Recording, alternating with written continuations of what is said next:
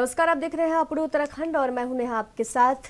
उत्तराखंड के मुख्यमंत्री पुष्कर सिंह धामी ने देहरादून में राज्य विधानसभा में समान नागरिक संहिता उत्तराखंड 2024 विधेयक पेश किया। समान नागरिक संहिता उत्तराखंड 2024 के विधेयक पेश करने के बाद राज्य विधानसभा में विधायकों ने वंदे मातरम और जय श्री राम के नारे लगाए। उत्तराखंड विधानसभा के सत्र के दूसरे दिन मुख्यमंत्री पुष्कर सिंह धामी ने समान नागरिक संहिता विधेयक पटल पर रखा। इस दौरान विपक्षी विधायक लगातार हंगामा करते रहे।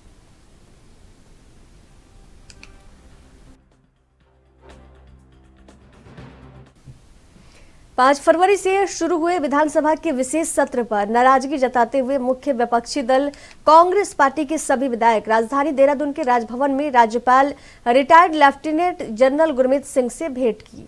बता दें कि इस दौरान वित्तीय वर्ष 8 सितंबर को विधानसभा का द्वितीय सत्र अनिश्चित काल के लिए स्थगित कर दिया गया था, लेकिन विधानसभा सचिवालय की अधिसूचना के मुताबिक इस सत्र को विशेष सत्र नहीं माना जा सकता है, जिसे लेकर विपक्ष ने राज्यपाल को ज्ञापन सौंपा है।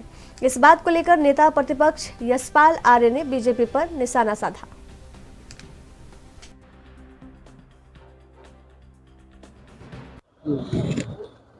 देखिए, भारतीय जनता पार्टी की सरकार नियमों और परंपराओं की धज्जियां उड़ा रही है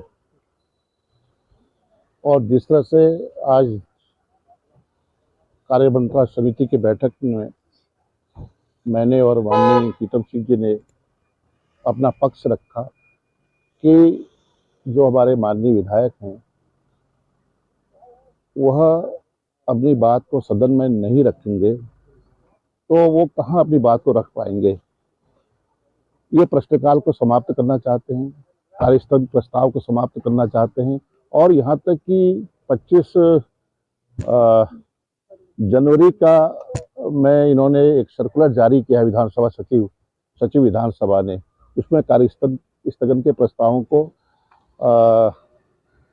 प्रस्तुत करने के लिए कहा गया है और टाइम निर्धारित किया गया और ये बड़ा विरोधाभास है कि एक तरफ सचिव विधानसभा हमारे माननीय विधायकों से करें कार्यस्थगन प्रस्तावों की आप पेश करें विधानसभा सचिव, और दूसरी तरफ सरकार कह रही है कि प्रश्नकाल नहीं होगा, विशेष सत्र है, सत्रावसान नहीं हुआ है। तमाम इस तरह के तकनीकी जो खामियां हैं उससे परहेज करते हुए उससे उन कमियों को भी उनको दरकिनार कर दिया है। हमारा कहना है कि सत्र कल प्रारंभ हो रहा है, प्रश्नकाल भी होना चाहिए और विधायी कार्य भी हो और जो हमारी नियम है, जो कार्यस्थगन के प्रस्ताव है उसको शामिल करें, उस पर चर्चा करें और उसके बाद मसौदा या बिल पेश करें और उसके पश्चात हमें इतना अवसर मिलना चाहिए कि हम उसका अध्ययन कर सकें, आखिर उस मसौदे में, उस ड्राफ्ट में आखिर है क्या, उस विधेयक में क्या है। इतना समय मिलना चाहिए जिससे कि हमारे माननीय विधायक उस चर्चा में भाग ले सकें। लेकिन सरकार उतावली में, हड़बड़ी में इस बिल को लाना चाहती है और चर्चा से बचना चाहती है, यही हमारा कहना है। इसलिए माननीय हमें राज्यपाल महोदय से हमने अनुरोध किया है कि आप इसमें इंटरवीन करें और हमें संरक्षण दें। प्रधानमंत्री नरेंद्र मोदी ने घोषणा कर कहा कि बीजेपी के वरिष्ठ नेता और पूर्व उप प्रधानमंत्री लालकृष्ण आडवाणी को देश के सर्वोच्च नागरिक पुरस्कार भारत रत्न से सम्मानित किया जाएगा। वहीं इस बात पर कांग्रेस के मुख्य प्रवक्ता गरिमा दसौनी ने नाराजगी जताई है। उन्होंने लालकृष्ण आडवाणी से ज्यादा डिजर्विंग कैंडिडेट पूर्व प्रधानमंत्री डॉक्टर मनमोहन सिंह हैं, जिन्होंने भारत को मंदी की हालत से निकालकर सबल भारत बनाया। साथ ही उन्होंने कहा कि अपने 10 वर्ष के कार्यकाल में अनेकों सुंदर उदाहरण प्रस्तुत किए थे।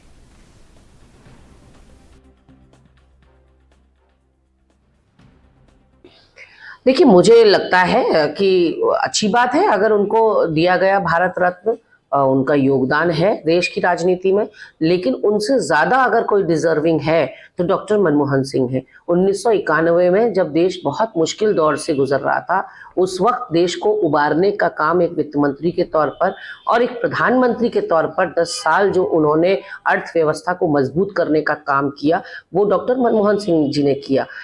बातें कम और काम ज्यादा का एक नायाब उदाहरण अगर कोई है तो वो डॉक्टर मनमोहन सिंह है, जिन्होंने 2 बार उनके प्रधानमंत्रित्व काल में 2 बार पूरी दुनिया रिसेशन में गई, मंदी में गई, लेकिन भारत को उन्होंने मंदी से बचाए रखा।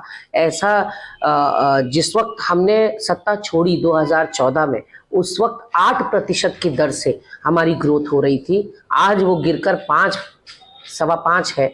तो ऐसे में कैसे तीसरी बड़ी अर्थव्यवस्था हम बनेंगे, कैसे हम 5 ट्रिलियन या 10 ट्रिलियन इकोनॉमी बनेंगे, ये एक दूर की कौड़ी दिखाई पड़ती है। तो अगर आडवाणी जी को मिला स्वागत है, लेकिन डॉक्टर मनमोहन सिंह ज्यादा। विधानसभा सत्र के दूसरे दिन यूसीसी यानी यूनिफॉर्म सिविल कोड पर चर्चा होने वाली है, जिसमें विपक्ष ने यूसीसी के ड्राफ्ट की समीक्षा के लिए सदन से समय मांगा है। वहीं इस बात पर विकासनगर विधायक मुन्ना सिंह चौहान का कहना है कि यूसीसी के विधेयक को सदन के पटल पर रख दिया जाएगा, जिस पर अब विपक्ष को चर्चा करना चाहिए और संविधान के कानूनों पर चर्चा होनी चाहिए, लेकिन विपक्ष बिना तैयारी के सवाल खड़े कर रहा है।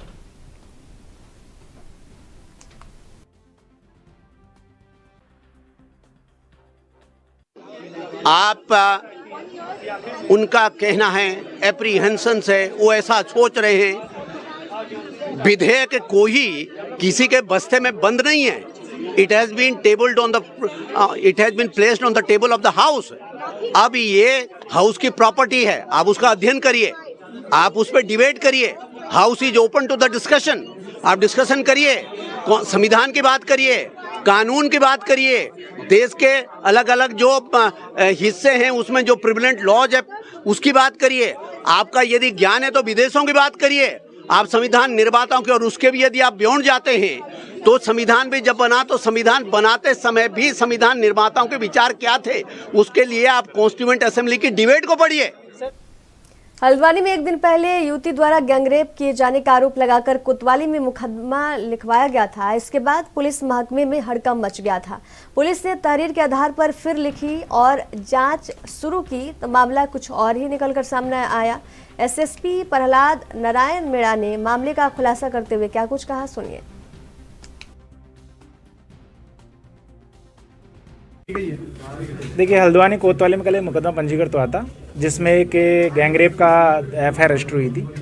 इसमें तत्काल मामले की संवेदनशीलता को देखते हुए हमने जांच टीम गठित की और हमारी जांच टीम ने जो सीसीटीवी सर्विलांस है, डाटा सर्विलांस है, जो पीड़िता है उसका जो मेडिकल है और डॉक्टर के बयान है, पीड़िता के बयान के आधार पर यह निष्कर्ष निकाला है कि इस मामले में पीड़िता के साथ में कोई भी दुष्कर्म नहीं हुआ है, उससे एक छेड़खानी की गई है और अब ये मुकदमा जो है छेड़खानी में कन्वर्ट कर दिया गया और उसमें आगे की योजना की जा रही है। सर, शुरुआत में ऐसा क्या हुआ कि एकदम से गैंगरेप का मामला दर्ज हुआ? देखिए, पीड़िता के द्वारा जो प्रारंभिक बयान दिए गए और बाद में जो पूछताछ है उसमें उसने कहा कि मैं डर गई थी और डर के कारण मैंने गलती से जो है रेप होना बताया गया।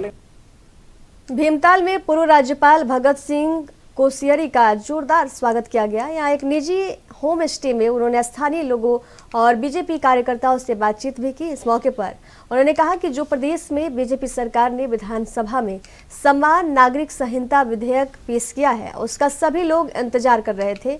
ये अच्छी बात है कि उत्तराखंड इससे लाने में आगे रहा। सभी को एक कानून के तहत न्याय मिलेगा। और आप सब लोग प्रतीक्षा कर रहे थे, देश प्रतीक्षा कर रहे थे। उत्तराखंड ने इसमें एक लीड ली है, अच्छा किया है। अन्य प्रदेश भी उसको लागू करना चाहते हैं। मुझे लगता है कि मनुष्यता की दृष्टि से सभी ह्यूमन बराबर है और इसलिए सभी के लिए एक नियम लागू होने चाहिए। उसमें क्या कष्ट है सर? आज पिछले 1 वर्ष से जब से मैं नगर निगम ऋषिकेश में कार्यरत पर्यावरण मित्रों के स्वास्थ्य जांच के लिए नगर निगम परिसर में निःशुल्क स्वास्थ्य शिविर का आयोजन किया गया, जिसमें राजकीय चिकित्सालय की टीम पर्यावरण मित्रों के स्वास्थ्य जांच के लिए पहुंची। सहायक नगर आयुक्त रमेश सिंह रावत ने बताया कि स्वास्थ्य शिविर लगाने का मकसद केवल यही है कि शहर को स्वच्छता को बरकरार रखने वाले पर्यावरण मित्र खुद भी स्वस्थ रहे। स्वास्थ्य जांच में यदि किसी भी पर्यावरण मित्र को किसी भी प्रकार की बीमारी के लक्षण मिलते हैं तो उसका इलाज भी नगर निगम स्तर पर कराया जाएगा।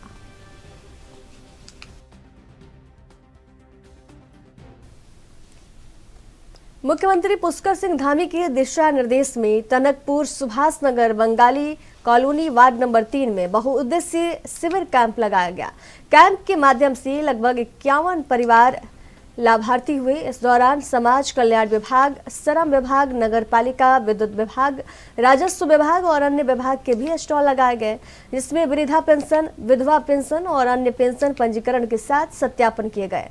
वहीं राशन कार्ड के सत्यापन के साथ विद्युत संबंधित समस्याओं का तत्काल निस्तारण किया गया।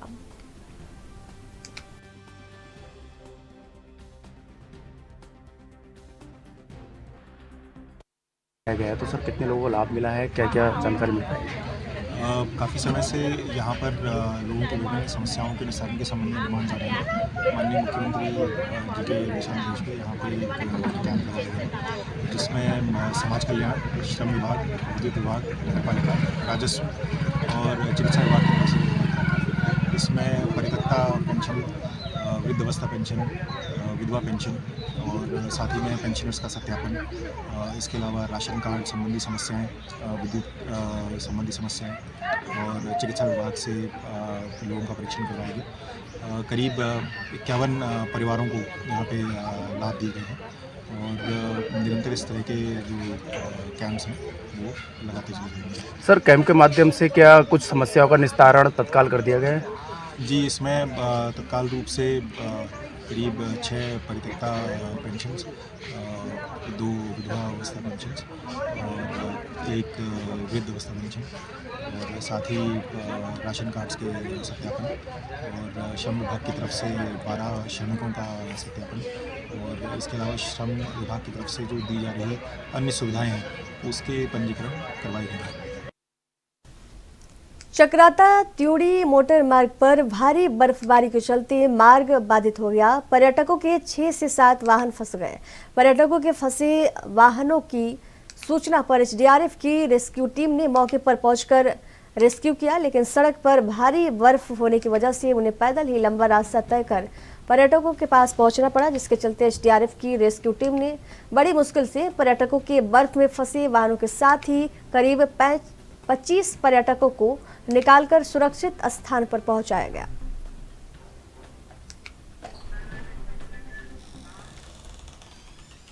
हर साल की तरह इस बार भी 2 फरवरी से उत्तराखंड के सुर सम्राट स्वर्गीय गोपाल बाबू गोस्वामी जी का जन्मोत्सव धूमधाम से मनाया जा रहा है। आपको बता दें कि 4 दिवसीय स्वर्गीय गोपाल बाबू गोस्वामी गेवाड़ कृषि एवं सांस्कृतिक महोत्सव में कलाकारों ने लोक संस्कृति और कला की जम की बिखेरी। आज चौथे दिन समापन दिवस के दिन पर्वतीय कला मंच के कलाकारों, विद्यालयों के बच्चों, स्थानीय कलाकारों और महिला मंगल दलों की महिलाओं ने एक से बढ़कर एक प्रस्तुति दी। वहीं महोत्सव देखने के लिए लोगों की भारी भीड़ उमड़ पड़ी।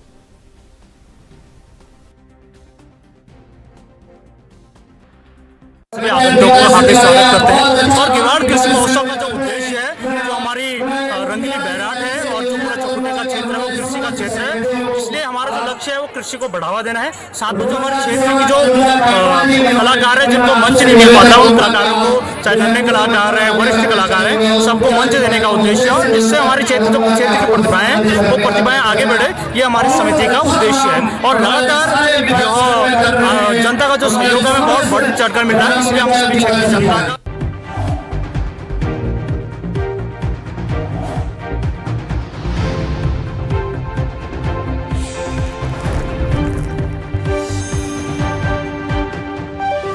ब्रेक के बाद एक बार फिर से आप सभी का स्वागत है। बढ़ेंगे अगली खबर की ओर, जहां उत्तराखंड में पुलिस को मित्र पुलिस का दर्जा दिया गया है, लेकिन उसी मित्र की हैवानियत वाली तस्वीरें कैमरे में कैद हो जाए तब आप क्या कहेंगे। मामला जनपद उधम सिंह नगर के सुल्तानपुर पट्टी चौक का है, जहां 2 पक्षों में हुए विवाद को लेकर पुलिस ने सार्वजनिक तौर पर लोगों के साथ मारपीट की है। इसका सीधा प्रमाण कैमरे में कैद हुआ है, जिसमें पुलिस लोगों को पीटती हुई नजर आ रही है। देखिए, आपके द्वारा जो वीडियो संज्ञान में लाया गया है, ये अभी मैंने चौकी इंचार्ज से इसको वेरीफाई करी, तो उनके द्वारा ये बताया गया कि शिवनगर वार्ड नंबर 1 में अमर सिंह और शक्ति सिंह, ये 2 लोगों का परिवार है। इनमें आपस में पहले से भी एक दूसरे पे मुकदमेबाजी है और लगातार दोनों परिवारों के बीच में विवाद की स्थिति रहती है।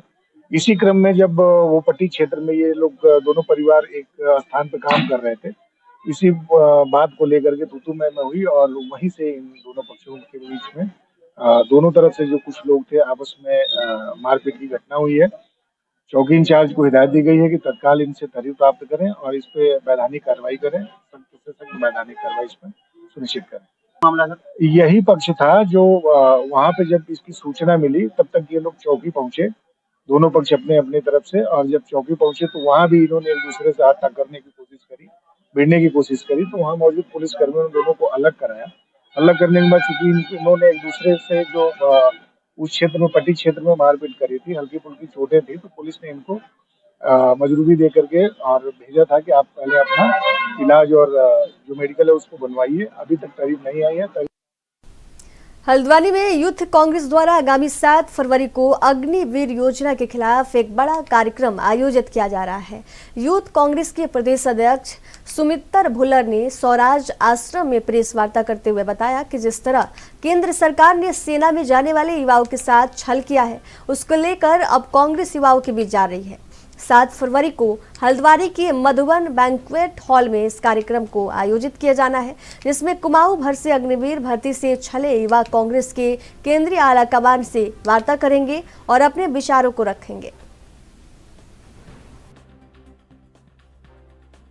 जिस दिन से ये योजना लॉन्च हुई, उस दिन से कांग्रेस पार्टी देश के युवाओं की भावनाओं का सम्मान करते हुए देश के युवाओं के साथ है। हमने उस दिन भी विरोध किया था, हम आज भी विरोध करते हैं और हमने वादा भी किया है। हमारे नेता आदरणीय राहुल गांधी जी ने इसी मामले को लेकर के जय जवान एक मुहिम भी लॉन्च करी है और इसी मुहिम के तहत एक संवाद कार्यक्रम में हिस्सा लेने के लिए, उत्तराखंड के युवाओं की भावनाओं को जानने के लिए हमारे खड़गे आदरणीय जो राष्ट्रीय अध्यक्ष मल्लिकार्जुन खड़गे जी, उनके जो पॉलिटिकल एडवाइजर हैं गुरदीप छप्पल जी, और जो रोहित चौधरी जी जो एक्स सर्विसमैन कांग्रेस के जो हमारे प्रेसिडेंट है, वो यहाँ पर आ रहे हैं। और हमारी योजना है कि हम जो युवाओं के दर्द है, इनके दर्द को हमने पहले भी समझा था, इनके दर्द को कैसे हम लोगों के बीच में रख सकें और कैसे इनकी समस्याओं के समाधान की तरफ बढ़ सकें, इस चर्चा के लिए हम लोगों ने परसों 7 तारीख को यहाँ हल्द्वानी में एक इवेंट ऑर्गेनाइज करने जा रहे हैं। देश भर के युवा इसमें सहभागिता करेंगे और जिस तरीके से मोदी जी युवाओं को अपने मन की बात सुनाते हैं, उसके बजाय हम लोग युवाओं के मन की बात को सुनने का काम करेंगे। जिस तरीके से युवाओं के साथ लगातार उत्पीड़न देश की सरकार और प्रदेश की सरकार कर रही है, उसके खिलाफ हम लोग बुगुल बजा रहे हैं और लगातार युवाओं के हित में हम लोग।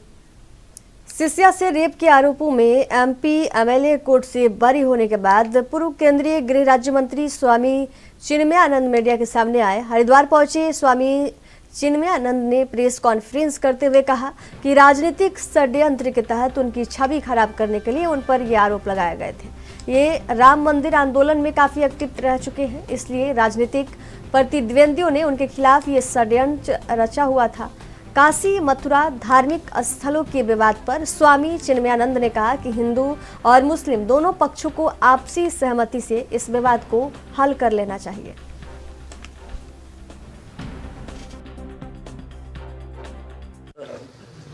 राम काज देखिए, आपको एक बात बताएं, लंका पर विजय प्राप्त करने के लिए जो भालू बानर थे, जो लोग सोमनाथ से हुई,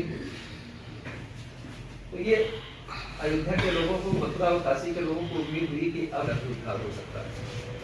क्योंकि सन 1947 से लेकर 50 तक, जब तक देश में संविधान लागू नहीं हुआ था, जहाँ से ये देश का जन सामान्य प्रेरणा ग्रहण करता था, वो मुख्य रूप से थे अयोध्या, मथुरा, काशी। भगवान स्थानों में और इस देश का आम आदमी धार्मिक है, वो सत्ता से इतना प्रभावित नहीं होता। राम काज देखिए, आपको एक बात बताएं, लंका पर विजय प्राप्त करने के लिए जो भालू बानर थे। उत्तराखंड कांग्रेस के पूर्व प्रदेश अध्यक्ष गणेश गोदियाल ने पौड़ी जिले में 24 घंटे के भीतर गुलदार द्वारा 2 मासूमों को निवाला बनाए जाने की घटना पर अपनी संवेदना व्यक्त की। मृतक के परिजनों से मिलने पहुंचे गणेश गोदियाल ने कहा कि सरकार को मानव वन्य जीव संघर्ष की घटनाओं को रोकने के लिए प्रभावी कदम उठाने होंगे। गुलदार मानवीय बस्तियों में घुसकर हमलावर हो रहा है, जिसके नियंत्रण के लिए सरकार को ठोस नीति बनानी होगी।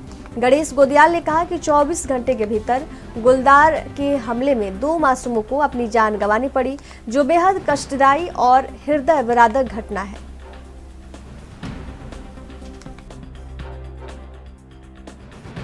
का माहौल हो रखा है यहाँ पे, लोग आ रहे हैं, जा रहे हैं, वीडियो बना के जा रहे हैं, उनका घर देखे, पर बेचारों के बारे में सोचो, उस माँ के बारे में सोचो। अब वो माँ के उसका बच्चे की, हमारा बच्चे भी था, वो सबके छोटे छोटे बच्चे हैं। यहाँ पे बहुत डर का माहौल मचा हुआ है, ताकि 5 बजे के बाद कोई न जाए इधर उधर। लोग इधर उधर नहीं जाएंगे तो खाएंगे पियेंगे क्या? अब बोल रहे हैं कि 6 बजे के बाद बढ़ानी चाहिए, और खासकर ऐसे माहौल में, जिस माहौल में बच्चे इस तरह से घूमते फिरते हैं और भीड़ वाला इलाका है, तो कहीं ना कहीं वन विभाग को सख्ती से पेश आना चाहिए और इस तरह की घटनाओं पर रोक लगाने के लिए अपने अधिकारी और कर्मचारियों को सक्रिय कर देना चाहिए, ताकि इस प्रकार की आने वाले समय में ऐसी घटनाएं दोहराने न पाए। देखिए, मदद की बहुत जरूरी है और मदद यही मानवता का परिचय देना भी चाहिए समाज को। जिस प्रकार से एक गरीब परिवार का, एक मजदूरी करने वाले व्यक्ति के 4 साल के बच्चे को उठाया, तो ऐसे समाज सेवी हमारे बीच है। मैं स्वयं भी बेरोजगार संघ का प्रवक्ता हूं, उत्तराखंड बेरोजगार संघ का, तो कहीं ना कहीं मैंने भी इस तरीके से प्रयास किया है अपनी तरफ से कि मैं कुछ कर पाऊं। रात के 2 बजे तक मैं हॉस्पिटल में था, उसके बाद भी वन अधिकारियों को और डीएम साहब को और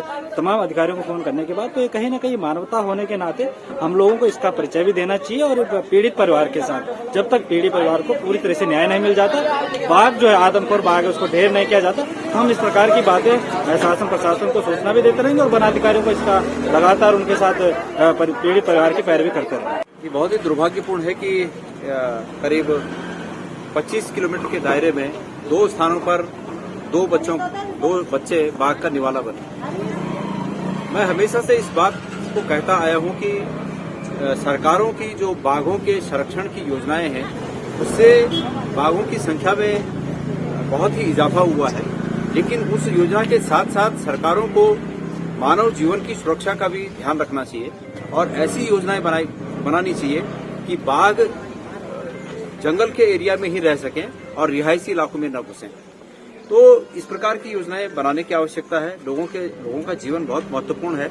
अभी दोनों परिवारों को मैंने देखा, बहुत दुखी हैं दोनों परिवार, उनके माँ बाप, उनके रिश्तेदार, तमाम लोग दुखी हैं। और ये दुख का बड़ा कारण भी है कि भाई असमय उन बच्चों को बाघ का निवाला बनकर अपनी जान गंवानी पड़ी।